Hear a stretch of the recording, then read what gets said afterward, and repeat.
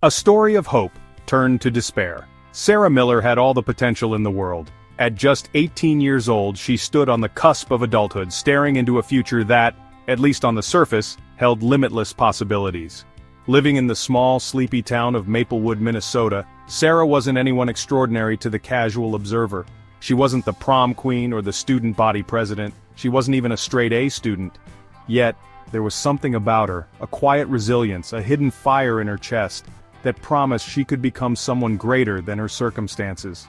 Her soft, almond-shaped blue eyes often gazed longingly at the world beyond her small-town streets, where she imagined wide-open horizons, bustling cities, and a life far removed from the worn-out trailer park she called home. Growing up, Sarah had carried dreams in her heart like precious treasures, keeping them alive through every storm of her life. She wanted out of Maplewood, not just physically, but emotionally. She had pictures hung on her bedroom wall of New York skyscrapers, California beaches, and the rocky cliffs of Maine, places she had never seen with her own eyes but felt destined to one day call home. There was a stack of college brochures hidden in her desk drawer. Most featured tuition fees she knew she could never afford, but she kept them anyway, as if holding on to them would magically transform them into golden tickets to a better life. Her escape plan wasn't perfect, but she believed in it. She had saved up every cent she could from her part-time waitressing job at Benny's Diner, squirreling away meager tips in an old coffee can under her bed. In her free time, when she wasn't working shifts or helping her mom with groceries, she daydreamed about studying art or architecture. Her journals were filled with sketches of grand cathedrals, modern buildings, and sprawling vistas. She wanted to build things, to create something beautiful in a world that often seemed so broken. But behind her quiet determination lay an undercurrent of desperation. Maplewood had a way of strangling ambitions, as if the very air there was laced with the whispers of those who had tried and failed before. Her father had once been a dreamer too, or so her mother solemnly admitted one drunk night on the couch. "Your dad thought he'd be somebody one day," she'd said, her voice slurred and tinged with bitterness. "But this place just sucks people dry." Sarah had swallowed the lump in her throat that night, resolving silently that she wouldn't end up like him.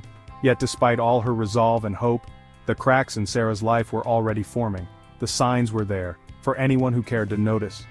Beneath the bright smiles she wore to hide her worries, there were late nights of tear-streaked pillows and mornings spent staring blankly out her window. Her father, long absent from her life, had left behind a trail of abuse and addiction that her mother, though well-intentioned, was never strong enough to clean up. And though Sarah loved her mother fiercely, she often found herself frustrated by her mom's inability to break free from the ghosts of her own past.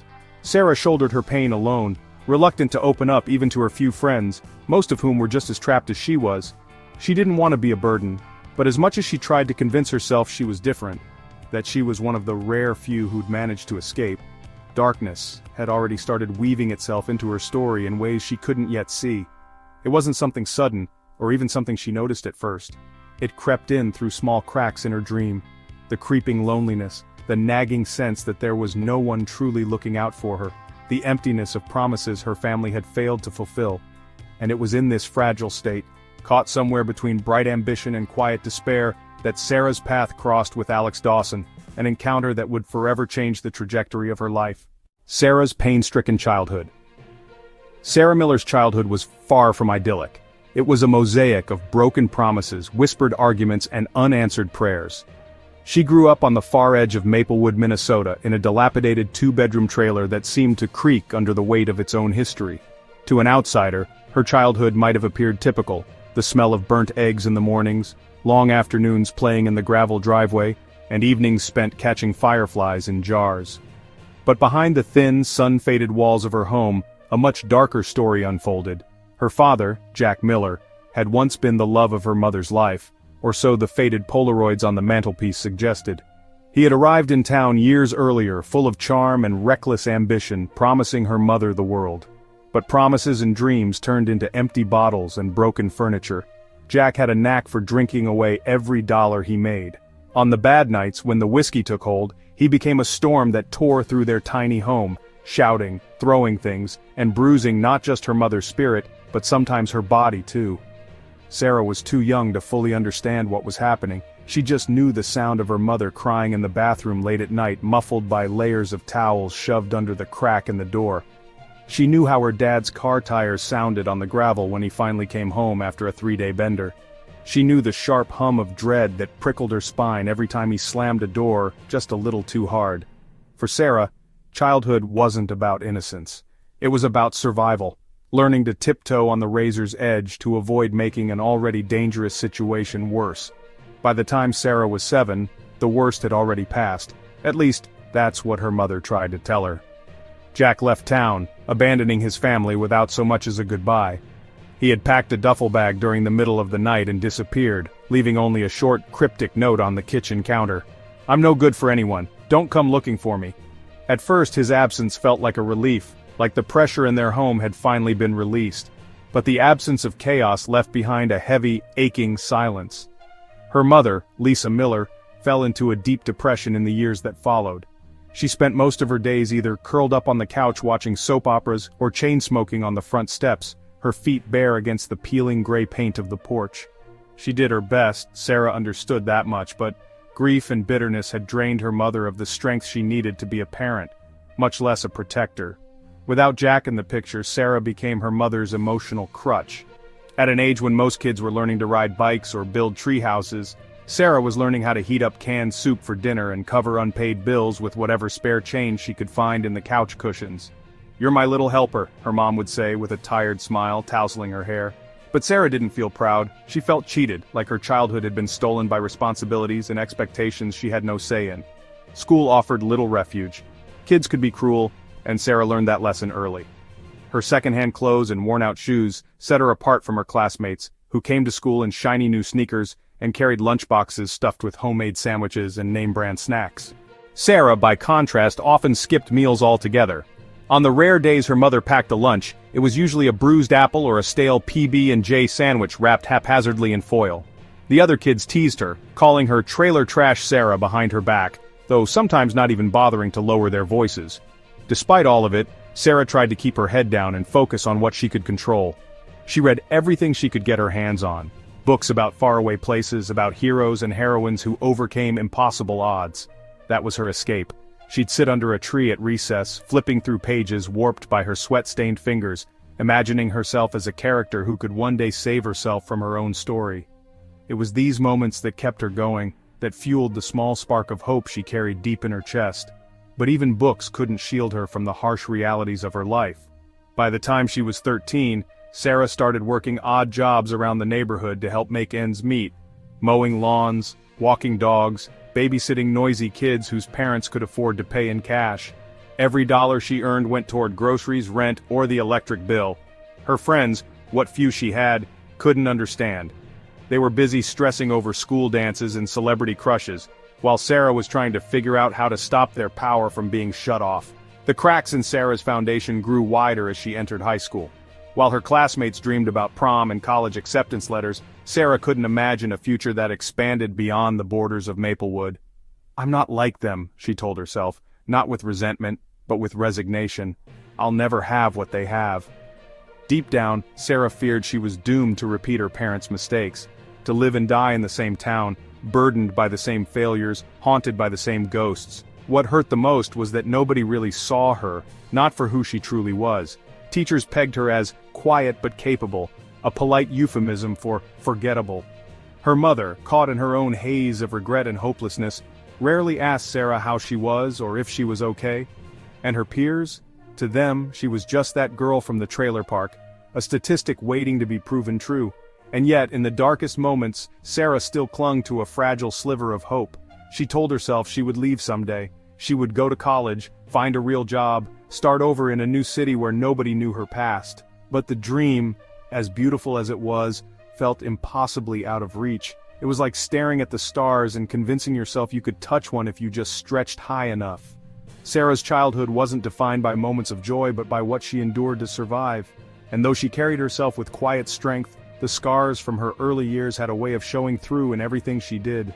The pain was there, just beneath the surface, waiting for the right person, or the wrong one, to exploit it. It would be Alex Dawson, with his charm and his lies, who would exploit it. But Sarah didn't know that yet. All she knew was the ache of wanting more from life, and the fear that maybe more wasn't something she was meant to have. The arrival of Alex, the man who changed everything. The summer Sarah turned 17 was supposed to be like any other in Maplewood. Endless afternoons of suffocating heat, the monotonous hum of cicadas, and the occasional fleeting moment of joy found in small-town routines. At Benny's diner, Sarah was wiping down tables, pacing the same faded checkered floors she had come to know by heart. Life was mundane, predictable, and at times uncomfortably quiet. But that was before Alex Dawson stepped into her world.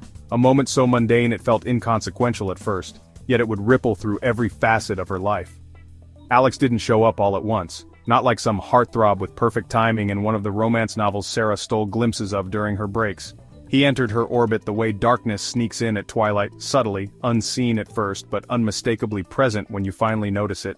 It began with a message, one seemingly harmless ping across social media. Sarah wasn't sure why she accepted the friend request. She didn't recognize the name, and for all she knew, he could have accidentally added her. But the profile picture caught her attention. A ruggedly handsome young man with a broad jawline, piercing green eyes, and tousled hair that looked like he'd just rolled out of bed but somehow made it work.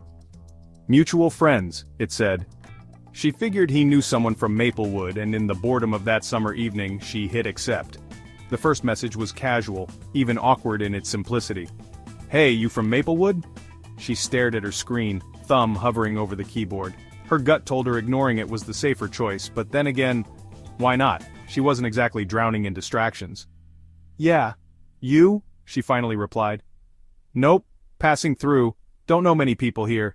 You seem cool though." Passing through. It was like an invitation to a life outside everything she'd ever known.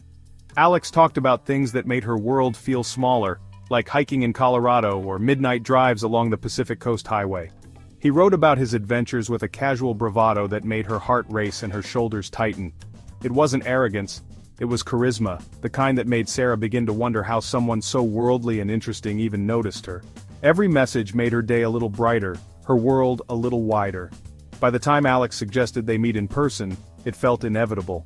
For Sarah, who had never left her county, let alone done anything reckless, it was terrifying. But the allure, the possibility of something exciting and new, pulled her in like gravity. When he invited her to a local park just outside of town, she knew her answer had been yes, long before she typed it. In person, Alex was even more disarming. He arrived on a motorcycle, a leather jacket slung effortlessly over his shoulder, a crooked grin stretched across his face. Everything about him screamed freedom, rebellion, and a life she couldn't have dreamed of. He didn't fit into Maplewood, didn't belong to the dull, slow rhythm of the town, and Sarah found that intoxicating. "Sarah Miller," he said, hopping off his bike as if they'd known each other forever. His voice had a deep, easy charm, like someone who'd never had to try too hard for anything. "Alex Dawson," she replied, her own voice betraying the slight tremble of nerves. He noticed it too. "Nervous?" he teased, his grin widening. "No," she lied, though her shaking hands betrayed her. "Well, don't be. I don't bite. Often." He winked, pulling something from his jacket, a small soda can. He handed it to her. "Relax. It's just a drink. You look like you need it." That first afternoon together felt like stepping out of herself. They sat on a park bench and talked about everything and nothing.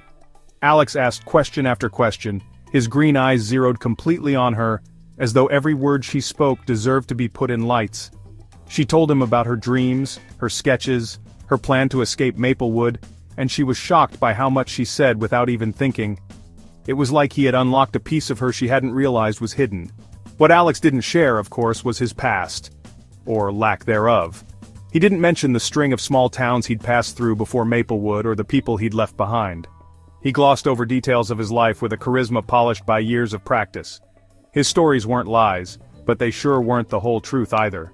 He painted himself as a drifter, unmoored but free, someone who didn't play by the rules because rules were made to stifle people like him.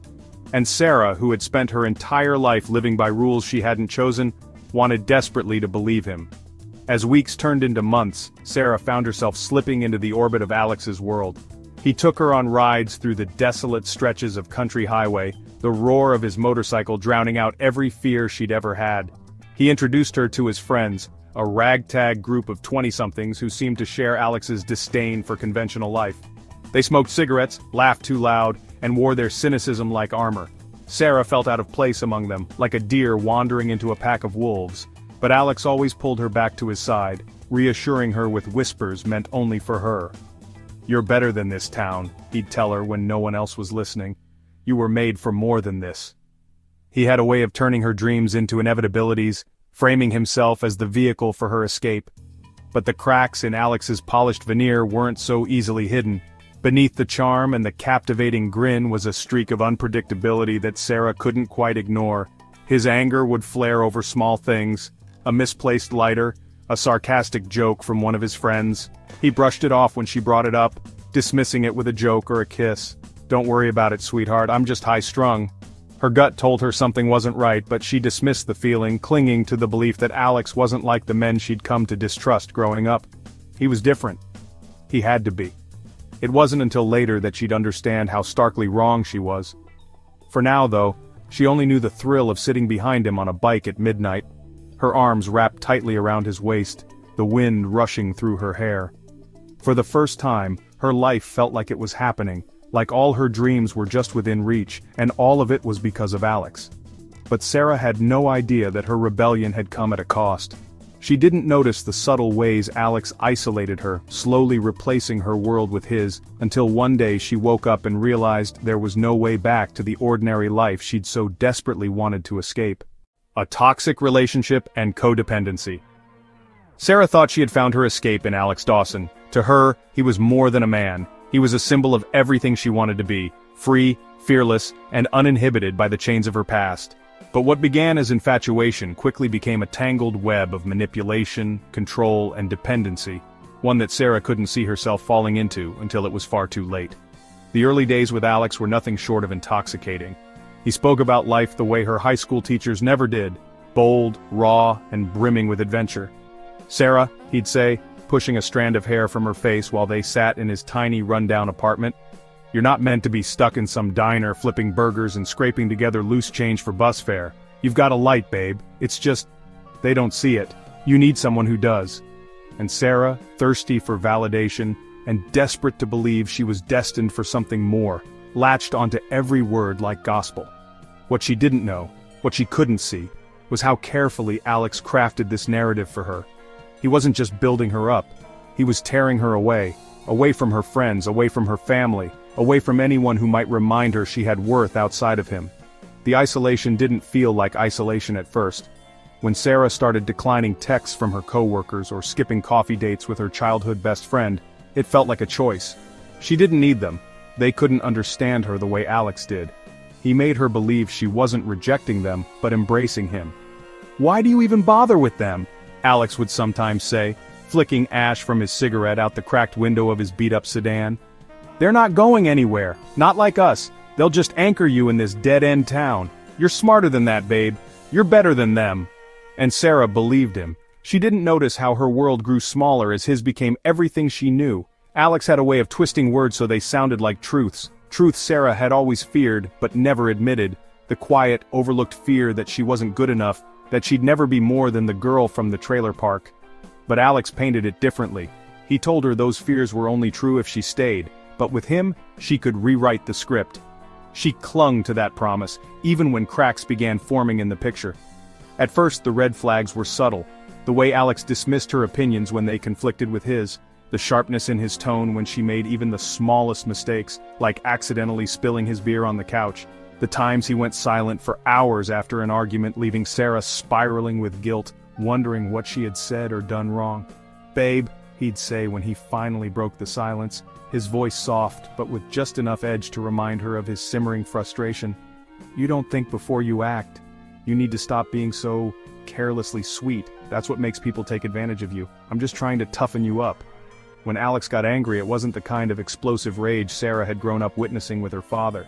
His anger was a slow boil, a practiced weapon, calm but razor sharp, designed to cut deeper than any shout or thrown plate ever could. One night after Sarah joked about his sketchy friends over dinner, Alex's face darkened, and for the first time she saw anger so cold it nearly froze her in her place. "You think you've got it all figured out?" he said, leaning forward over the table. His voice didn't rise, but every word carried a dangerous weight. "You don't know shit, Sarah. You're lucky I'm even wasting my time trying to take you places." The comment sent her reeling, her heart racing with the familiar panic she used to feel as a child, bracing herself for the unpredictable temper of her father. But instead of crying or fighting back, she apologized. Again and again. "I didn't mean it, Alex, I'm sorry, I really didn't mean anything by it," she stammered, grasping for the warmth he once showed her. And Alex, ever so carefully, laid a hand on hers, forcing a small smile as he leaned back into his chair. "Just don't do it again, okay? I hate seeing you waste your potential on stupid shit," he said, as if he were the one hurt in the situation. Moments like these became the rhythm of their relationship, repeating with haunting familiarity. Eventually, Sarah stopped questioning him, stopped causing friction. She learned to walk on eggshells, to tiptoe around the spaces where Alex's anger might lurk. She convinced herself it wasn't his fault. He had a hard life too, harder than hers. At least, that's what he told her, in vague, fragmented stories about a rough childhood, abusive exes, and betrayals by people he once trusted. "I don't need anyone," he'd always end with, before pulling Sarah close. "Except you." And she believed him. She enveloped herself in the idea that she could be the one to heal him, the one to keep his demons at bay. She didn't see how, piece by piece, he was breaking her down to fit into the small, controlled box he had shaped for her. It wasn't just emotional either. The financial dependency crept in without Sarah even realizing.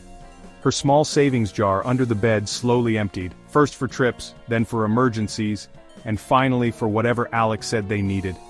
"Sarah, you really think college is still gonna happen? Let's be real," he'd say, his tone almost pitying. "We don't need that. You've got me now. I'll take care of you, all right?" And yet she found herself constantly the one taking care of him, taking care of his excuses, his paranoia, his need to control every detail of her life. If she dared to suggest reconnecting with her mom or applying for a scholarship, Alex would find a way to twist it, reminding her how those ideas only worked for people who weren't like them, people who fit into that world in ways Sarah never could. "Why go back to the people who already gave up on you?" he'd ask, his words wrapping around her like chains. "You've got nothing left there, Sarah, except me." On the surface, her life with Alex looked adventurous. Late-night drives, laughter echoing across dimly lit parks, hours spent talking about their shared dreams of escaping Maplewood. But the reality was far darker. Sarah's laughter became hollow, her world increasingly narrowed to revolve around Alex's moods, needs, and plans. Even when her gut churned with unease, Sarah ignored it. She told herself this was just love, messy, intense, unpredictable. She clung to the hope that one day, Alex would soften and things would change. That she was building him up the way he claimed to be building her. What she didn't realize was that Alex never wanted to build her up. He wanted to break her down until she didn't have the strength to leave. The unlikely victim, Jacob, the kind soul. Jacob Turner wasn't the kind of guy anyone expected to become a victim. At 22 years old, he had a smile so genuine it could thaw even the iciest heart. He grew up in a quiet middle-class family on the other side of Maplewood, a world away from Sarah's worn-out trailer park. He was the epitome of what most people hope to see in the next generation, kind, studious, full of potential. With his neatly combed brown hair, wire-rimmed glasses, and the slightly awkward gait of someone who always tried to carry himself taller than he was, Jacob seemed harmless, ordinary. But if you ever spoke with him for more than a minute, it became clear how extraordinary he was. He had a way of making people feel seen, like whatever you were saying mattered more than anything else in that moment. He leaned in when he talked to you, maintained eye contact in a way that felt vulnerable and inviting. He loved classic rock, collected old records, and dreamed of becoming a teacher one day, not because of the salary or the prestige, but because, as he once told a friend, "I want to be the person who shows kids their potential, the way my teachers showed me mine." Jacob's kindness wasn't just a trait, it was the compass that guided his entire life. The day Jacob met Sarah was almost laughably unremarkable. She was sitting on a bench in the park with one of her sketchbooks laid across her lap, the pencil in her hand tapping distractedly on the page as she tried to focus. It had been a rough few days. Alex had been distant and irritable, and though Sarah wouldn't admit it to herself, she had come to the park just to feel like she could breathe again. Jacob had been jogging, a habit he'd picked up from his father, when he noticed her. At first his intentions weren't romantic, he was just curious. Most people in Maplewood had settled into predictable patterns, but here was this girl, sitting under the shade of an oak tree, completely immersed in something. Her eyes narrowed as she sketched, brushing her hair out of her face with the absent-minded grace of someone deep in thought. He slowed his pace near the bench and without thinking spoke up. "That looks amazing," he said, a little out of breath, motioning to her sketch. Sarah, startled, quickly shut the book and looked up at him. "What?" "Sorry," Jacob said, holding up his hands as if to surrender. "Didn't mean to interrupt, it's just, I saw your drawing, it's really good." His words tumbled out awkwardly, his cheeks flushing. Sarah hesitated. Compliments weren't something she was used to, at least not ones so straightforward and uncalculated. "It's not much," she said, shrugging, her voice barely above a whisper. "No, really," he persisted, taking a step closer but careful not to intrude. "It's better than anything I could ever do. I can barely draw stick figures." He laughed lightly, and Sarah found herself smiling without meaning to. That brief interaction turned out to be the first of many. Over the next few weeks, Sarah found herself bumping into Jacob more often. Not intentionally, but not unhappily either. He started stopping by the diner during her shifts, always sitting at the counter and ordering coffee he never seemed to finish. "Just an excuse to sit here longer," he'd joke, flashing her an apologetic grin. She'd roll her eyes, but the warmth in her chest was undeniable. Unlike Alex's electric, dangerous energy, Jacob was steady, safe. He asked her questions about herself, not to tear her down or use the information against her, but because he genuinely cared about her answers. "What made you want to draw?" he asked one evening as she refilled his coffee cup. "What do you think about when you're sketching? Do you ever get tired of it?" No one had ever asked her those kinds of questions before, and Jacob didn't press when she didn't have perfect answers. He just listened, nodding, his eyes focused on her face as though her words were the only ones that mattered. Over time, being around him felt like stepping into a patch of sunlight after years spent in the shade. But Alex noticed. He always noticed. At first, he didn't say much. He chalked it up to Sarah's job. "People flirt with waitresses all the time," he scoffed one night while Sarah cleaned up after dinner at his place. "They're usually just old creeps bored with their wives. Don't let it bother you." Sarah wanted to correct him, to tell him that Jacob wasn't like that, but something told her to keep quiet.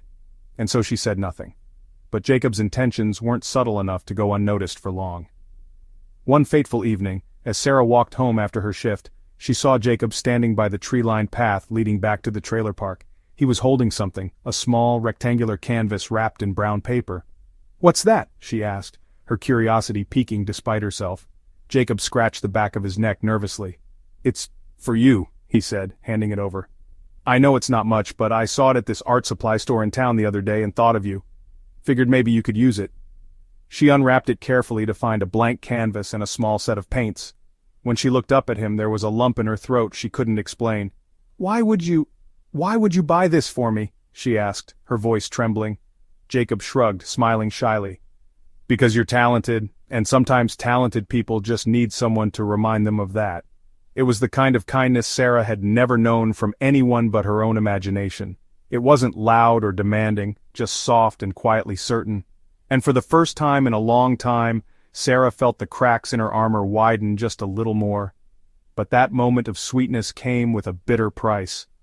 When Alex found out, when he spotted the paint set sitting on Sarah's nightstand during one of his unannounced visits, his disappointment turned venomous. "Who gave you this?" he asked, his voice calm but laced with a tension that made Sarah's stomach churn.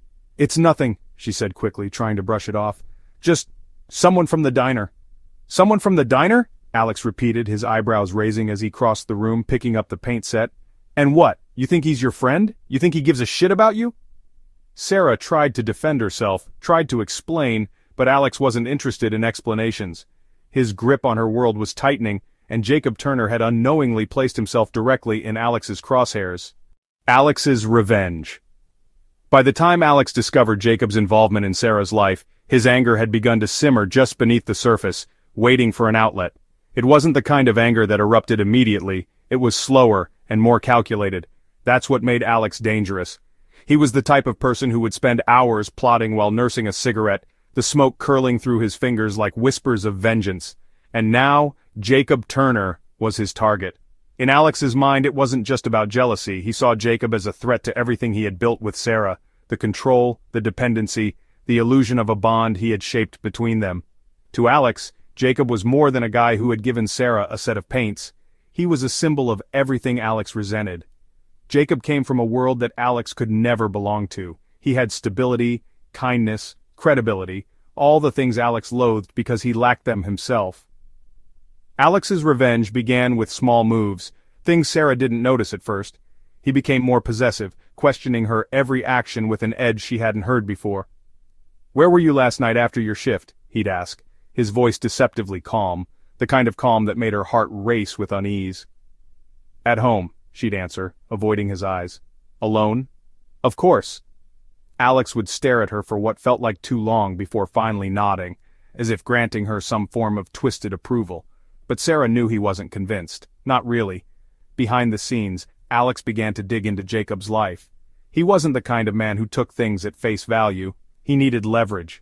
Late at night, while Sarah slept in the passenger seat of his beat-up sedan after one of their drives, Alex would scroll through social media, piecing together fragments of Jacob's world. Pictures with friends, check-ins at the local library, captions about his teaching aspirations, all of it painted a picture that Alex despised. "He thinks he's better than me," Alex muttered to himself, his grip tightening on the steering wheel. "Better than us." What fueled Alex's rage wasn't just Jacob's kindness, it was how naturally it came to him. In Jacob, Alex saw everything he could never be, easygoing, well-liked, and, worst of all, someone Sarah might choose over him. The tipping point came one evening when Alex drove Sarah home from work. As they pulled into the gravel lot outside her trailer, Alex spotted Jacob biking down the street, his backpack slung casually over one shoulder. His mere presence, bright and unassuming, grated on Alex like sandpaper. And then it happened. Jacob glanced their way and smiled. Not a smirk, not a challenge, but a kind, innocent smile. To Alex, that smile was provocation. "Does he always look at you like that?" Alex asked, his voice cold. "Like what?" Sarah was tired from her shift and didn't have the energy to engage. "Like he's some goddamn hero! Like he's saving you from something!" Alex's knuckles whitened as he clenched the steering wheel. "Alex, stop, he's just being polite." "Polite," Alex scoffed, throwing the car into park. "Babe, you're too naive for your own good. Guys like him, they don't do anything polite without wanting something in return." Sarah wanted to argue, but she knew better by now. Bringing up Jacob, defending him, would only enrage Alex further, so she said nothing and hoped it would blow over. But Alex wasn't the type to let things go. The plan over the next few days, Alex disappeared for hours at a time, answering Sarah's questions with vague excuses. "Just handling some stuff," he'd say, brushing her off as he grabbed his leather jacket and headed out the door. In reality, Alex was laying the groundwork for his revenge. He roped in his small circle of friends, a group of rough-edged drifters who, like Alex, thrived on chaos. These weren't friends in the traditional sense. They were accomplices, enablers, the kind of people who owed Alex favors or simply enjoyed the thrill of wrongdoing. Over beers and half-empty ashtrays, Alex spun Jacob as the villain of his story. "This guy is messing with my girl," Alex said, his tone laced with self-righteousness. "He thinks he can swoop in and take what's mine. We're not gonna let that happen." One of his friends, a wiry man named Trent with tattoos snaking up his arms, leaned forward with a grin. "So, what's the plan?"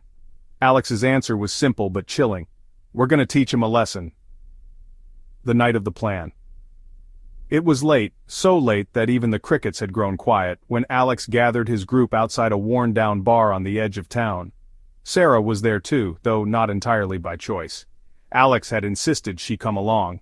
"You'll finally see how much I'm willing to do for you," he'd said, his words dripping with a twisted kind of devotion that made her stomach turn. Sarah sat silently in the passenger seat of Alex's car as they followed Jacob's usual route home from his evening jog. She had protested earlier, begged Alex to reconsider, but her words fell on deaf ears. "He's had this coming," Alex had snapped. "You'll thank me later." When they spotted Jacob jogging down the dimly lit suburban street, Alex's plan swung into action. Trent and another man jumped out of the car, blocking Jacob's path. At first, Jacob looked confused, pulling his earbuds out and glancing around cautiously. "Can I help you guys?" he asked, his tone polite but wary. Alex stepped forward from the shadows, his face a mask of quiet fury. "Yeah, you can help me by staying the hell away from my girl." Jacob blinked, his brow furrowing in disbelief. "Sarah?" he asked, looking over Alex's shoulder. He caught a glimpse of her sitting in Alex's car, her face pale and stricken with panic. "Don't say her name," Alex barked, shoving Jacob backward. "Look, man, I don't know what you think is going on, but Jacob's words were cut short as Trent swung a fist, knocking him to the ground. "Alex, stop!" Sarah screamed, but her voice was drowned out by the commotion. What began as intimidation quickly spiraled into violence. Alex's friends pinned Jacob down while Alex rifled through his belongings. "Let's see how high and mighty you are without your wallet, huh?" Alex sneered, pulling out Jacob's ID and tossing it into a nearby storm drain. But even as the situation escalated, Jacob didn't fight back. He looked up at Alex, blood trickling from a cut on his lip, and said something that even Alex wasn't prepared for. "You don't have to do this." For a split second Alex hesitated, but then the anger won. The need to prove himself burned hotter than anything else. His boot came down hard, connecting with Jacob's side, making him double over in pain. Sarah couldn't take it any longer. She flung open the car door and ran forward, pushing Alex back with all the strength she had. "Stop! You're going to kill him!" Alex stared at her, his chest heaving, a mix of fury and confusion on his face. "Why do you care so much?" he asked, his voice cracking. "He's nothing, Sarah. Nothing!" But as Jacob groaned in pain on the ground, something shifted in Sarah. For the first time, she saw Alex for what he truly was. Not a savior, not a partner, but a man consumed by his own demons. And as the distant sound of a police siren broke through the silence of the night, she realized there was no going back. The unforeseen crime.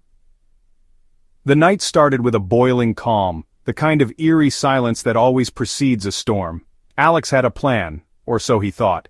To him, it was just going to be another scare tactic, a way to remind Jacob of his place, to humiliate him enough that he would think twice about ever coming near Sarah again.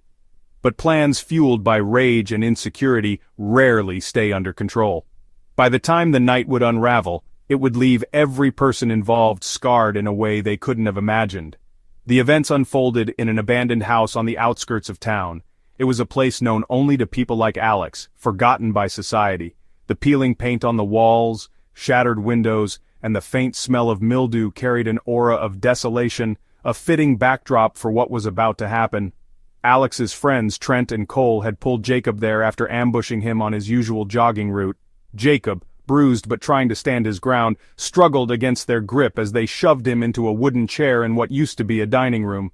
The faint light of a single street lamp outside cast disconnected shadows on the walls. His backpack had been carelessly tossed in a corner, its contents spilled. Textbooks, a thermos, a half-finished journal.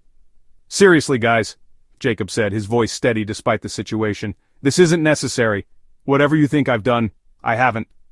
Just let me go, and we can forget about all this." Alex stepped forward, his silhouette looming over Jacob. He lit a cigarette and took a long drag, blowing the smoke into the air like he was exhaling his irritation. "You think you can just walk around playing the hero, giving Sarah gifts, smiling at her like she's some damsel you get to save?" His voice lowered to something menacing. "She doesn't need your sympathy. She's with me." Jacob tilted his head slightly, looking up at Alex with calm eyes. "If you really cared about her, you'd stop. You're just making this worse. For her, for you." That struck a chord. The calm in Jacob's demeanor only fanned Alex's flames. To Alex, kindness looked like condescension. Patience looked like pity. He felt mocked, belittled, as if Jacob were peeling back the layers of his carefully constructed persona and exposing the self-loathing at the heart of it. "I'm making it worse?" Alex retorted, laughing coldly. "You're the one who doesn't know when to back off." He paced back and forth, running a hand through his hair as Trent and Cole stood near the doorway, looking both excited and unsure. Even they weren't entirely sure how far Alex was planning to take things. Sarah was there too, frozen in the corner of the room. Alex had dragged her along, convincing her that she needed to see how he was standing up for their relationship. But now, as Jacob winced with each shove, the gravity of the situation weighed on her like lead. She couldn't reconcile the Alex she fell for with the one standing in front of her now, gripping Jacob's collar like he was ready to rip it apart. "Alex, stop!" she pleaded, her voice shaky but firm. She stepped forward, but Alex shot her a glare so dark it stopped her in her tracks. "Sarah, trust me, babe, this is for us. He's messing with you, messing with us. He needs to get the message." Jacob turned to Sarah, his voice soft but urgent. "You don't have to let him do this, Sarah. You're better than this, better than him." "Shut up!" Alex roared. He punched Jacob square in the jaw, sending him reeling back in the chair. Blood trickled from Jacob's lip, but he didn't cry out. He refused to give Alex the satisfaction. Trent shifted uneasily beside him. "Hey man, maybe that's enough. We didn't come here to kill the guy or anything." "Who said anything about killing him?" Alex snapped, his voice rising as he turned to face Trent. "We're just giving him a friendly reminder." But the situation had already spiraled past any form of control. Alex's anger, his unchecked need to prove himself, had taken over, and logic was no longer part of the equation. Jacob sat up slowly, spitting blood onto the floor. With a steady gaze, he locked eyes with Alex. "Violence won't fix your insecurities, Alex. It won't make Sarah stay. She's already halfway gone." Something snapped. Those quiet, cutting words echoed in Alex's head like a drumbeat. Insecurity, leaving, gone. Every word bled into the next until all that remained was his rage. He reached into his pocket and pulled out a small folding knife, a knife Sarah had seen him carry before but had never thought he'd use. "Alex, no!" Sarah shrieked, rushing forward and grabbing his arm. "This isn't what you're here to do. You said—" "I said he needs to learn!" Alex shouted, shoving her back with just enough force to make her stumble. The look in his eyes was animalistic, feral. He no longer saw Jacob as a person, just an obstacle. Jacob strained against the ropes that Alex's friends had tied around his wrists, but he didn't plead. He stayed silent, staring at Alex with an expression that wasn't fear, but pity, and that only enraged Alex more.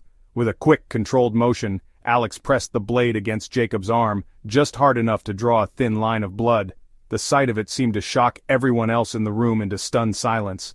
Trent shifted nervously, his bravado draining away. Cole muttered something under his breath, glancing toward the exit. "Maybe we should go, man," Trent said, his voice quieter now. "This is going too far." But Alex didn't listen. He couldn't stop. Every part of him was fueled by adrenaline and rage, a fire too big to extinguish. Sarah ran toward Alex again and grabbed his arm, tears streaming down her face. "Please, Alex, please! This isn't you! Just stop! You're going to kill him!"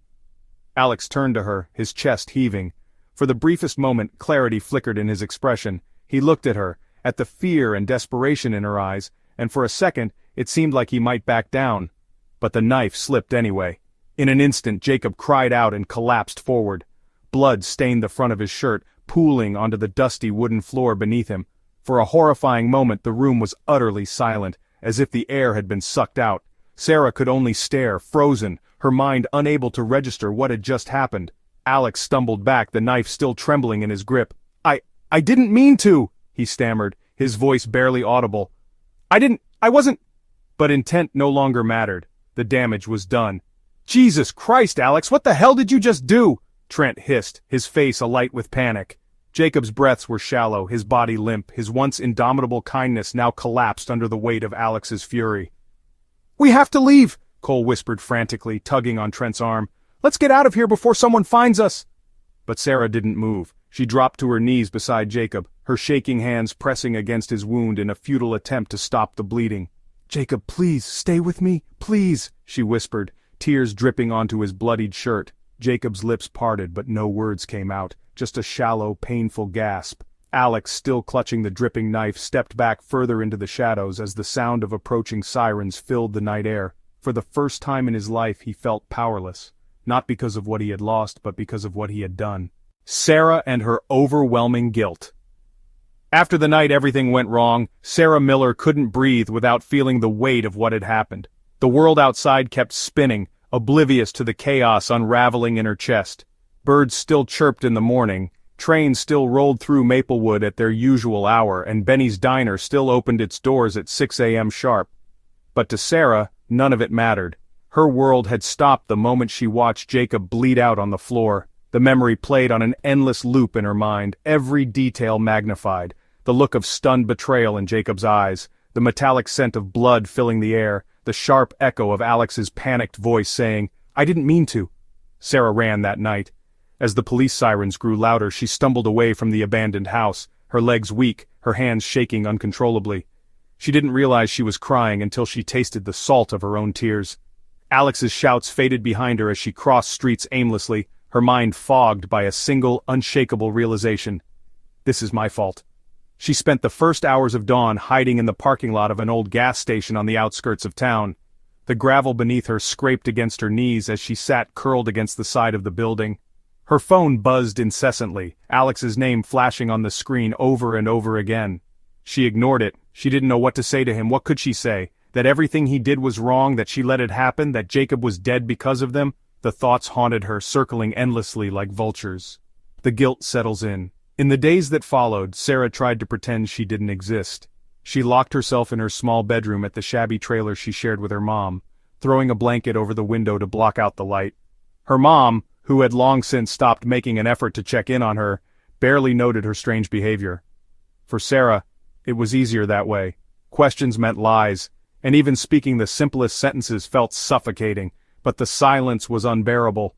Every time she closed her eyes, she saw Jacob, his kind smile, the hopeful lilt in his voice when he talked about becoming a teacher, the way his blood pooled on that dirty wooden floor. She started hearing his voice too, phantom echoes of their conversations at the diner. "Don't let people like him dictate your life, Sarah. You're better than this." Better. The word made her nauseous. She wasn't better. She had let Alex's anger and her own weakness swallow the only good person who had come into her life. She had stayed silent. She had watched it all unfold. And worst of all, her silence meant she might as well have held the knife herself. Running from herself. Despite her guilt, Sarah couldn't bring herself to go to the police. She'd spend hours staring at her phone, her fingers hovering over the emergency number before pulling away. Confessing would mean admitting to everything, to being complicit in Jacob's death, to loving the man who had stolen Jacob's life, to failing someone who had only ever tried to make her feel seen. Sarah wasn't sure she could bear the weight of it all. Instead, she ran. Not physically, at least not at first, but in her mind. She started packing small bags, not even knowing where she was planning to go. Anywhere but Maplewood. Anywhere that didn't scream reminders of the boy they buried, and the man responsible for burying him. When Alex started showing up at her window late at night, begging her to talk, she pretended not to hear him. He'd tap on the glass, his voice low and coaxing as he whispered, "Sarah, don't shut me out. You know I didn't mean for any of this to happen. You know I need you." She hated that part of her still wanted to believe him. That despite everything, she felt the pull to comfort him, to fix the shattered pieces he had broken beyond repair. This, too, filled her with shame. The breaking point came one morning, barely a week after the tragedy. Sarah was sitting on the edge of her bed, her eyes dry and burning from lack of sleep. Her mom turned the TV on in the living room, the news anchorman's voice spilling through the thin walls of the trailer. "Authorities are investigating the murder of 22-year-old Jacob Turner, a Maplewood resident who was found dead in an abandoned property on Monday night." The words carved through her chest. She clung to the wall for stability, her knees buckling beneath her. Jacob's face flashed on the screen, his bright, shy smile frozen in time, forever 22, forever kind-hearted. The anchorman rambled on about suspicious activity and persons of interest, but all Sarah could hear was the sound of her own ragged breathing. Guilt turns to desperation. That night, something inside Sarah snapped. She stuffed clothes into a backpack, whatever she could grab without thinking, and crept out of the trailer as quietly as possible. Her heart thundered in her chest as she walked past the familiar streets of Maplewood, unwilling to risk taking her mom's rusting car. She didn't have a plan, only the overwhelming urge to get away. After nearly a day of walking, hitchhiking, and borrowing an old friend's bike, Sarah found herself on the front steps of her aunt's house 3 states away, a woman she barely knew. Her aunt opened the door, her face crinkling with concern as she took in Sarah's disheveled appearance. "Sarah, honey, what on earth—" "Can I stay here for a while?" Sarah interrupted, her voice small. Her aunt didn't ask questions. She simply wrapped her arms around Sarah and pulled her inside. And for the first time in weeks, Sarah let herself cry, not the quiet tears of guilt she hid in her room, but loud, aching sobs that tore from her throat. The unshakable weight. Even 1,000 miles away, the guilt followed Sarah like an unrelenting shadow. She couldn't sleep without nightmares pulling her back to that night. Sometimes she dreamed she was the one tied in the chair while Alex shouted, his hands gripping the knife. Other nights Jacob would be alive, sitting across from her in the diner asking her why she didn't save him. The unanswered questions were the worst. Could she have stopped Alex sooner? If she had said something, anything, would Jacob still be alive? Had she chosen Alex over Jacob in the moments that mattered most? Her aunt tried to help, but Sarah brushed off every attempt to talk. When asked why she left Maplewood, Sarah just mumbled, "It wasn't good for me there," and left it at that. But deep down, she knew she was running out of time. The memories weren't loosening their grip, and some part of her knew Jacob deserved better than her silence. One evening, far from Maplewood, she stared at the envelope she'd written weeks earlier, a letter addressed to Jacob's parents. Her hands trembled as she thought of sending it, of confessing something, but every time she stopped herself. Saying the truth would mean she couldn't outrun it anymore. For now, all Sarah could do was keep running. The police get involved. For days, the murder of Jacob Turner hung over Maplewood like a storm cloud. It wasn't often that an act of violence this severe shook their small, sleepy town. People whispered about it at church pews, in grocery store aisles, and during coffee breaks at Benny's Diner. There was something about Jacob Turner, a kind, promising young man with no enemies, that made his brutal death feel like a violation of the town itself. The Maplewood Police Department, a small force with few resources, quickly realized this was no ordinary case. But the first big break in the investigation didn't come from careful police work. It came from a neighbor down the street, a retired school counselor named Mrs. Gallagher. She had been taking out her trash late at night the week before when she saw two men shoving someone into the back seat of an old car. At the time, it seemed suspicious, but she didn't interfere. It wasn't until she saw Jacob's face flash across the news that she put together what she witnessed. "I should have called that night," Mrs. Gallagher told the police when she gave her statement. "But you don't think about things like that in the moment. I figured it was just young folks roughhousing. You know how kids can be." The next words she said, though, lit a fire under the investigation. "I know that car. I see it all the time around town. Old, beat-up sedan, paint chipping on the roof." Alex becomes a suspect. The description of the car narrowed the list of suspects in Maplewood significantly. Everyone knew Maplewood wasn't big enough for criminals to blend in. Within a day, officers had pulled the registration for a vehicle matching the description, which belonged to none other than Alex Dawson. Alex wasn't new to law enforcement. Though he'd never been arrested, he'd had more than a few run-ins for minor offenses: loitering, reckless driving, even a bar fight outside a rundown dive a few summers back.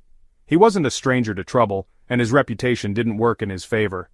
But what really clinched Alex as the focus of the investigation was video surveillance from a gas station about 3 miles from the abandoned house where Jacob's body had been found. The grainy footage wasn't clear enough to give specifics, but it showed an unmistakable sedan pulling into the lot late that same evening. Alex got out to buy a pack of beer and cigarettes, his face briefly visible to the clerk, while two taller, shadowy figures lingered around the car, the timestamp, less than 30 minutes before Jacob's estimated time of death. Detective Ellen Parker was among the first to put the pieces together. Parker wasn't native to Maplewood. She'd transferred there a few years back from the city, looking for a quieter life after years of working homicide in urban chaos. But she still had sharp instincts, and this case smelled like something familiar: jealousy, control, and a bad guy who thought he was smarter than he was. "Run Alex's name. I want everything," Parker instructed her team as she pored over the crime scene photos. "Phone records, texts, the works, and get someone to talk to that girlfriend of his, the diner waitress, Sarah. Something tells me she knows more than she's letting on." The interrogation. When officers showed up at Sarah's trailer to question her, her heart sank into her stomach. She had spent the last week hiding, barely able to eat, sleep, or even speak to her mother. The knock on the door that morning felt less like a warning and more like a death sentence. "Miss Miller, we just have a few questions," the officer said. His tone was polite but firm, the way cops talk when they already suspect you're guilty of something. Sarah nodded, her throat dry. I don't know anything," she stammered, clutching the edge of the doorframe for support. "We'd like to talk about Alex Dawson," the officer continued, taking out a small notepad. "Neighbors mentioned they've seen him here pretty often. Is that true?" Sarah swallowed hard. She could barely form a coherent answer. The officer took her hesitation as confirmation. "Miss Miller, I'm going to assume you don't want trouble, but if Alex Dawson was involved in something tragic, now is the time to come forward. You might not get another chance." But Sarah's mind was racing too fast to process his words. If she told them the truth, she'd be implicating herself. "I was there," she thought, panic coursing through her veins. "I didn't stop it. Miss Miller," the officer pressed. I don't feel well," Sarah blurted out, shutting the door before the officer could respond. She slid to the floor, shaking. She hadn't lied, not exactly, but her silence felt heavier with every passing second. The walls start closing. Meanwhile, Alex was walking confidently into his own doom. When officers first approached him for questioning, he was cocky, relaxed even. "Jacob Turner?" he had said, leaning back in his chair at the small interrogation room where they brought him in. "Yeah, I've heard about him. Real shame. I don't know him personally or anything." Detective Parker lied to keep him talking. "See, we think your car was stolen that night," she said, sliding a folder of blurry surveillance shots across the table. Alex's eyebrows twitched, a brief flicker of emotion he couldn't quite suppress. "Stolen? Nah, not my car," Alex said with a chuckle. "You're barking up the wrong tree, detective. Maplewood's got a lot of beat-up sedans running around." But Parker didn't need a confession yet. She had time, and Alex's arrogance was giving her all the rope she needed. What Alex didn't know was that other officers were piecing together his phone trail in real time. GPS logs placed his cell near the abandoned house the night Jacob was killed. Even more damning, text messages between Alex and Trent, a known associate of his, revealed plans for what they called taking care of something. One message from Alex read, "Bring the ropes and keep your mouth shut." The game was up, and Parker knew it. Sarah breaks under pressure. Sarah, however, was the case's wild card. Officers served her a subpoena 2 days later, bringing her in for official questioning. By then, the pressure was unbearable. Every night she tossed and turned, hearing Jacob's voice begging her to do the right thing. Every morning she woke up drowning in guilt. When Detective Parker sat across from her, the room heavy with fluorescent light, Sarah could barely meet her eyes. "You were there that night, weren't you?" Parker asked, her tone gentle but unrelenting. "No," Sarah said too quickly, shaking her head. Tears welled up as her trembling hands betrayed her. "I don't know what happened. I swear I don't know anything." "You're trying to protect him," Parker continued. "I get it, but Sarah, listen to me carefully. I don't care about Alex Dawson. I care about Jacob Turner. You care about him too, don't you?" It was those words, so direct, so simple, that broke Sarah. She burst into sobs, her hands covering her face as months of buried emotion spilled out. "I didn't mean for it to happen," she choked out between gasps. "I didn't think he'd go that far. He told me it was just supposed to scare Jacob, just to scare him." Parker leaned back, her face calm but sharp. She'd gotten what she needed, the arrests. Within 48 hours, the Maplewood Police Department arrested Alex Dawson, Trent, and Cole. Sarah's testimony, coupled with the mounting physical evidence, left the prosecutor with a strong case. Alex's swagger disappeared completely during his second interrogation. "You think you can pin this on me?" he growled at Parker, his voice cracking under pressure. "No," Parker said with a faint smirk, sliding Sarah's signed statement across the table. Looks like she already did. The trial and sentencing. The courtroom in Maplewood County Courthouse wasn't particularly large or grand. It matched the small-town feel of its surroundings, with dull wooden benches and pale white walls that seemed to hum with the weight of impending judgment. Yet, for the first time in decades, the room brimmed with attendees, journalists angling for a sensational headline, neighbors whispering hushed opinions, and family members from both sides clinging to the thread of hope or justice. Jacob Turner's face, however, loomed over them all, a framed photo placed carefully on the prosecution's table, a bright and kind smile frozen in time. For the town, the trial wasn't just a legal matter. It was a spectacle, a moral reckoning.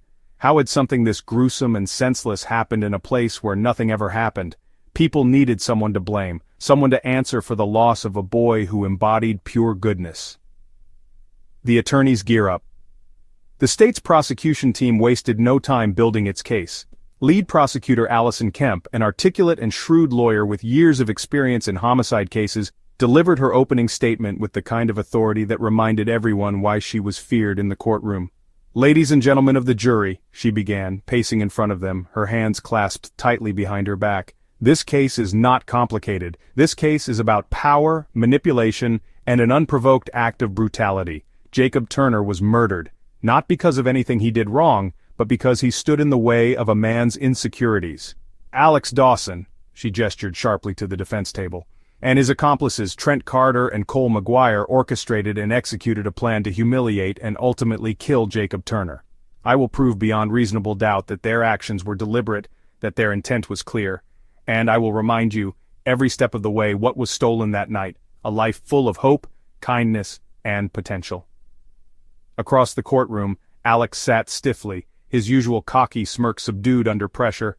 He wore an ill-fitted suit, his stubble dark against his pale face. For someone who had exuded such dominance over others, the courtroom made him look small, vulnerable, and for once, not in control. Beside him sat his defense attorney, Martin Royce, a seasoned lawyer known more for his ability to negotiate plea deals than for winning high-stakes trials. The defense's opening argument followed, with Royce aiming to shift as much blame as possible onto Alex's co-defendants, Trent and Cole.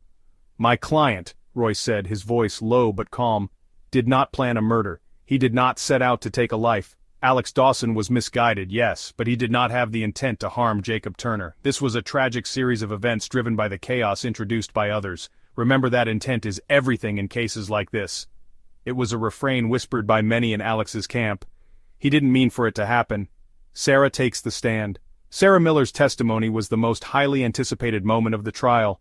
She had spent weeks agonizing over her role in Jacob's life and death, replaying every moment from that night in her mind. By now, her lawyer had coached her on what to expect, how to sit, how to answer, how not to crumble under cross-examination. But nothing could prepare her for the wave of emotions that hit when she walked toward the bench, past Jacob's devastated family, past Alex, who wouldn't meet her gaze. As she swore to tell the truth, the entire courtroom felt heavier. "Sarah," began Allison Kemp, her voice softer now, more deliberate. "You were there the night Jacob Turner was killed. Can you tell the court in your own words what happened?" Sarah hesitated, her hands trembling as they gripped the bar in front of her. "It started because Alex thought he was trying to take me from him," she said, her voice barely above a whisper. "He got obsessed with the idea. He said he needed to teach Jacob a lesson, that Jacob needed to be scared off." "And did Alex make it clear what he intended to do to Jacob that night?" Sarah nodded, her cheeks flushed with shame. "He said it was just going to be a warning. He said it wouldn't go—" She choked on her words, unable to finish the sentence. "It wouldn't go the way it did." "What happened when you arrived at the abandoned house?" Kemp pressed on, her tone firm but not unkind. Sarah's eyes darted toward Alex before quickly looking back down. She couldn't bear seeing him sitting there acting like all he carried was regret. Alex got angrier, everything escalated. Trent and Cole pinned Jacob down and Alex, he struck him first, he punched him, and then— The courtroom seemed to hold its breath. "Then Alex, he pulled the knife," Sarah continued, tears freely streaming down her face now. "I begged him to stop, I told him to stop, but he wouldn't. He was so angry. I've never seen him like that before." When Sarah finished speaking, the silence in the room was deafening. Even the defense team looked shaken. But the cross-examination was brutal. Royce painted Sarah as unreliable, emotionally manipulated by guilt, and willing to say anything to save herself. "You were Alex's girlfriend," Royce said, pacing slowly. "You loved him, didn't you?" "I thought I did," Sarah responded, her voice shaking. "And yet, you didn't stop him? You didn't call the police, didn't physically intervene?" Royce's tone was sharp. Sarah winced. "I tried, In fact, Sarah," Royce said, his voice rising as he gestured toward the jury, "you were complicit in everything that happened that night, weren't you? You went along with it. You watched it happen, didn't you?" The verdict. The trial lasted 4 weeks, with testimonies from Jacob's friends, the officers who pieced the case together, and even Trent and Cole, who turned on Alex in hopes of lighter sentences. Trent claimed Alex was the ringleader, the one who had taken things too far, while Cole admitted to participating but insisted he never thought it would end in murder. After days of deliberation, the jury returned their verdict. On the charge of first-degree murder, we find the defendant Alex Dawson guilty. A murmur rippled through the room. Alex's expression hardened, and for the first time since his arrest, he seemed to feel the weight of what was happening. Trent and Cole received lesser sentences, 20 and 15 years respectively, while Alex was sentenced to life in prison without the possibility of parole. The judge's final words were damning. "This court will not tolerate acts of violence fueled by ego and insecurity. Alex Dawson, you stole a life for no reason other than your inability to control your own anger. You have no place in society." Sarah, as part of her plea deal, walked free from prison time but was placed on probation for 5 years. The guilt, however, was a heavier sentence than any court could have handed her. A town forever changed. After the trial, life in Maplewood didn't return to normal. It couldn't. Jacob's family sat quietly in the back of church services, their grief drawing sympathy and stares from the congregation. Alex's parents moved away shortly after their son's sentencing, unable to face the town's judgment. And Sarah? Sarah became the girl people whispered about in diners and on sidewalks, a cautionary tale about toxic love and how it destroys everything in its path. Jacob's kindness, though, lingered in their memories. A scholarship fund was set up in his name, helping students with dreams of becoming teachers like he once had. His memory, at least, became a beacon for those who dared to hope, in contrast to the darkness that had taken him away. The lingering questions. After the trial, the dust seemed to settle, but for the people most intimately connected to the tragedy, the questions never stopped coming. Questions whispered through the pews of Maplewood Church, in hushed tones over coffee at Benny's Diner, and louder still in the minds of those who knew Jacob, Sarah, or Alex personally. Questions about blame, morality, and what could have been done differently haunted everyone who cared to think about that fateful night. Most of all, they haunted Sarah. Was Sarah a victim or a culprit? No question hung heavier than the one whispered most frequently behind closed doors. Was Sarah a victim of Alex's manipulation, or was she complicit in Jacob's death? Even Sarah didn't know the answer. She spent countless sleepless nights questioning her role in everything that had happened. Yes, Alex had been the one holding the knife. He had been the one whose rage boiled over, whose insecurities consumed every thought and action.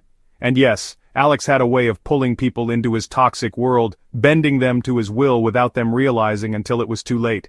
Sarah had been caught in that orbit, just like everyone else. But had she really been powerless? She replayed the countless moments where she could have stopped it all, moments where Alex's jealousy first boiled over, when he started speaking in low, venomous tones about teaching Jacob a lesson.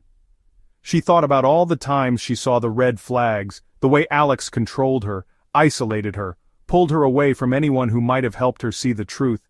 There had been so many chances to run.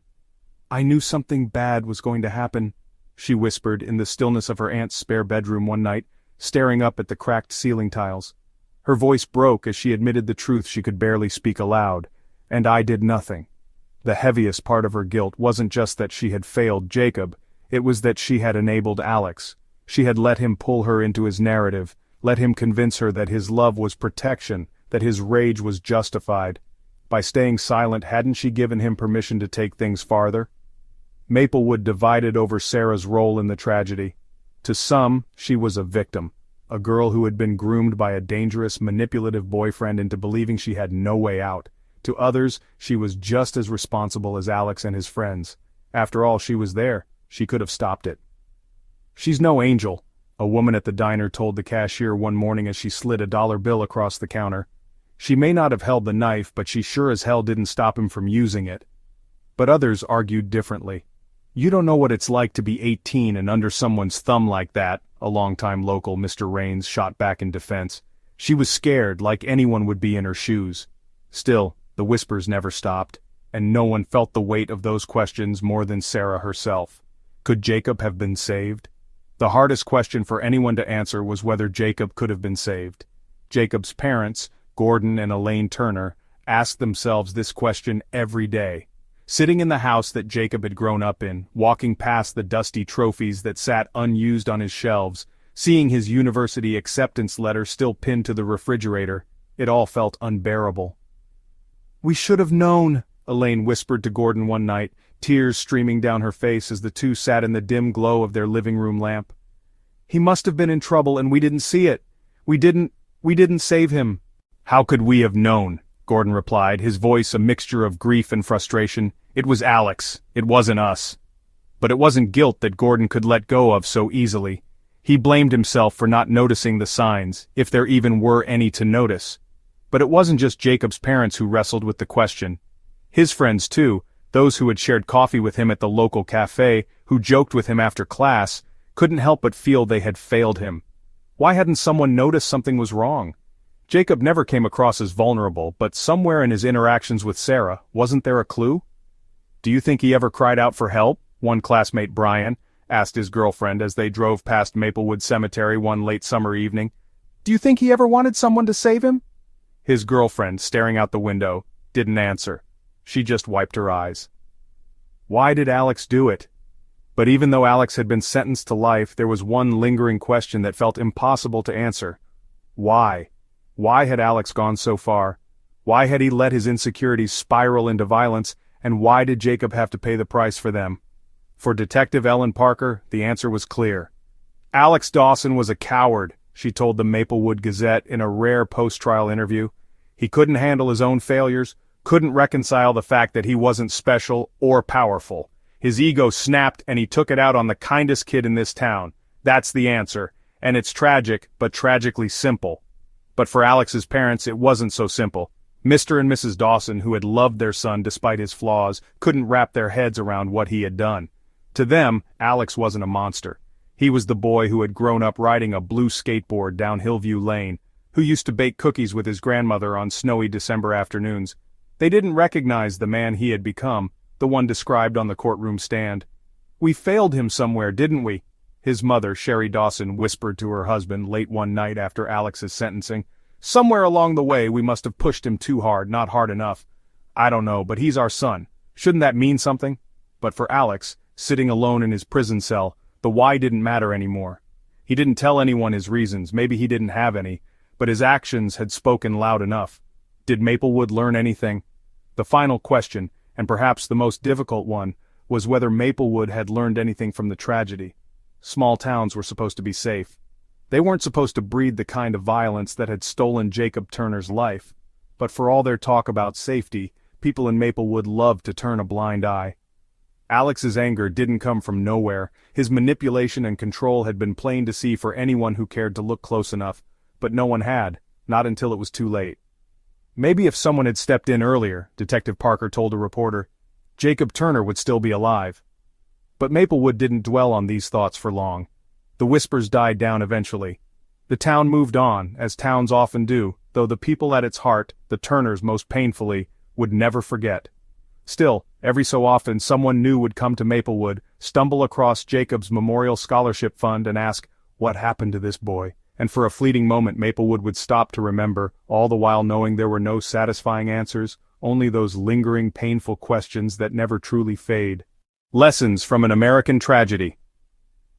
The story of Sarah, Jacob, Alex, and the small town of Maplewood isn't just about a single act of violence. It's a story about the threads of human choices, big and small, that weave into a tapestry of tragedy. It's about love and its toxic imitations, about the weight of silence, and about how pain and insecurity left unchecked can fester into something unrecognizable, something cruel. But most of all, it's a cautionary tale. It's a reminder that darkness doesn't descend all at once. The shadows creep in slowly, unnoticed, until it's too late. The fragility of kindness. Jacob Turner's death served as a stark testimony to the fragility of goodness in a world that often rewards power over gentleness. Jacob wasn't a fighter. He wasn't the type to yell or stir conflict. His kindness was quiet, unassuming, and genuine. To many, that made him remarkable. But to Alex, it made him a target. In death, Jacob became a symbol of everything society claims to value: hope, decency, and potential. Yet his murder begged the question so many whispered after trial. Why is it often the kind and gentle who pay the highest price? For Jacob's parents, his murder felt like a cruel punishment for raising the kind of man they'd always taken pride in teaching him to be.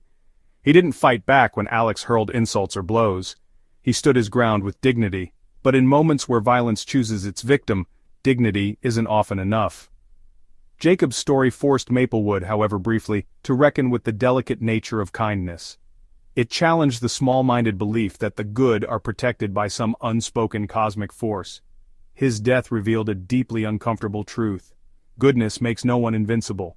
It requires more than admiration. It demands protection. Protection the town, and perhaps the world, failed to provide him. The cost of silence. As Sarah wrestled with her guilt in the weeks and months that followed, she often returned to the same haunting thought: if I had spoken sooner, would Jacob still be alive? It wasn't a question born from naivety. Sarah knew she wasn't responsible for Alex's violence. But she couldn't ignore the moments she had stayed quiet before the night of the crime. Whether out of fear, confusion, or disbelief in Alex's capacity for cruelty, Sarah didn't speak up when she should have. And in a way, Maplewood didn't either. For Sarah, silence had been about survival. Living with Alex's overbearing love and simmering temper trained her to walk tightropes where confrontation felt like a dangerous luxury. To question Alex, his motives or his behavior, often evoked scorn or anger. It was easier for Sarah to excuse his actions, to downplay his darker tendencies as something she could fix, rather than name them out loud for what they were: frightening and increasingly uncontrollable. But silence isn't neutral. It is its own kind of choice, its own kind of weapon, and in this tragedy, it came with a steep price. Beyond Sarah's personal guilt, the town's silence stood out as well. It's easy to look at the events that unfolded in hindsight and think, how didn't anyone see the signs? Alex wasn't exactly subtle about who he was, a man consumed by ego and insecurity, climbing over others to feel a sense of power. There were fights in bars, bursts of temper noticeable to anyone who spent an hour in the same room as him. Yet, like so many small towns, Maplewood turned a blind eye. The whispers and small talk about Alex in the months before the incident weren't warnings. They were mere gossip phrases: troubled kid, bit of a hothead, bad crowd. Instead of asking what made Alex dangerous or who he might hurt, the town dismissed his behavior as unremarkable in a way that proved, again, how costly silence can be. The danger of toxic love. One of the most glaring lessons from the tragedy was the nature of toxic relationships and how insidiously they take root. To anyone on the outside, Sarah and Alex might have seemed like another small-town couple trying to make it work. But beneath the surface, Alex's control over Sarah wasn't just emotional manipulation, it was a slow, quiet erosion of her sense of self. It starts small, a comment that makes you second-guess yourself, a controlling glance that no one else in the room notices, a whispered promise that sounds more like a warning. "Nobody loves you like I do," Alex would say to Sarah often enough to make her start believing it. And from there, he isolated her, tore down her relationships with friends, and convinced her that no one, especially someone like Jacob, could ever want what Alex did for her. By the time Sarah realized how toxic the relationship had grown, leaving felt impossible. Toxicity doesn't just trap its victims, it convinces them they deserve to be trapped.